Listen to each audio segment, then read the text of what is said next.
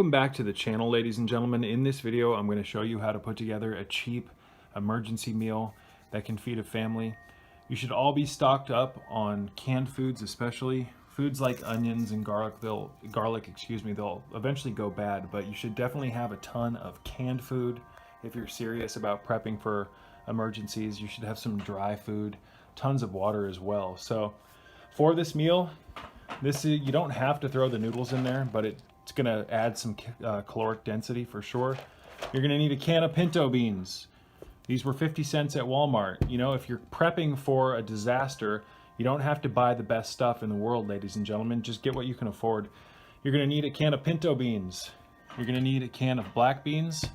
You're going to need some diced tomatoes. I think this was like 60 cents. Some oil. I like the avocado oil, but there's definitely cheaper options. This is one of the healthier ones though. You're going to need a clove or two of garlic, a can of kidney beans, half to a whole onion. I like the white onions, and depending on how strong you like it, you know, I'll probably add a half of it.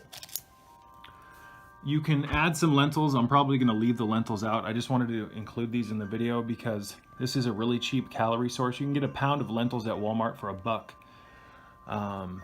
You're going to need some chili powder, some tomato paste, and some potatoes if you want to add potatoes. I'm actually going to leave these out, I think. I just wanted to include these because this will definitely add some caloric density. Foods like these will perish somewhat quickly in an emergency situation, so I think it's best to prep with canned foods because the shelf life is the longest. But definitely try to include onions and vegetables and whatnot. They'll go bad quicker, unfortunately. And you're going to need some bouillon cubes. You don't have to add these, but they're going to add a lot of flavor. And I just wanted to throw one more thing in here, ladies and gentlemen, and that is, in a situation, if there ever was an emergency, you're probably not going to be eating the best quality foods, depending on what you can afford. So make sure to stock up on some multivitamins and some micronutrients, some supplements, some herbs, and that way, amongst all of the cheaper kind of lower quality foods, you're still getting your RDAs met for your micronutrients and your minerals. Let's get started. Just a little bit of oil. Half of an onion. 2 cloves of garlic. 1 whole can of diced tomatoes and tomato juice. This is 28 ounces. 1 whole can, this is 15 ounces of kidney beans. Beans. And last but not least, 1 can of black beans. I've got 2 bouillon cubes. Okay guys, so I've added about 2 cups of water.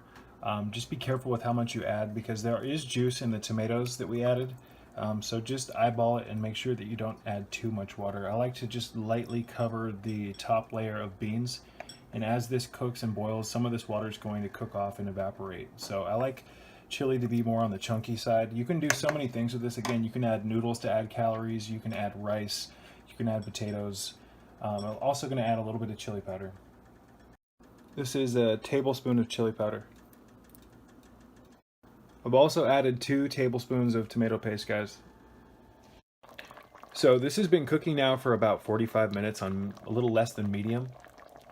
I'm going to turn it off and let it come to room temperature and then serve it over some noodles. You can do it with rice, you can do it with quinoa, you can put it over baked potatoes, whatever you want to do with it. So you might want to add a little bit more chili powder or maybe an additional bouillon cube or some salt.